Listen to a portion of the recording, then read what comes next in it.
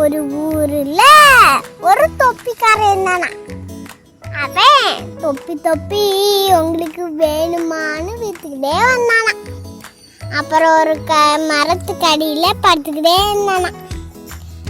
எல்லா தொப்பியும் அந்த குரங்கு எடுத்து போயிடுச்சான். பார்த்தா அந்த காரை எந்திரிச்சு பார்த்தா தொப்பிய காரமா. அப்புறம் அழுதானா.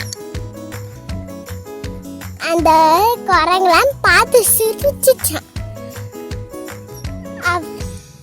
அவர் தொப்பியை கீழே போட்டாதான், அதுவும் தொப்பியை கீழே போட்டுச்சான். குரங்கு எல்லாத்தையும் எடுத்து போட்டு சந்தோஷமா போயிட்டாராம். அவ்வளோதான் கதை. எங்களை பிடிச்சா லைக் பண்ணுங்க, ஷேர் பண்ணுங்க, சப்ஸ்கிரைப் பண்ணுங்க.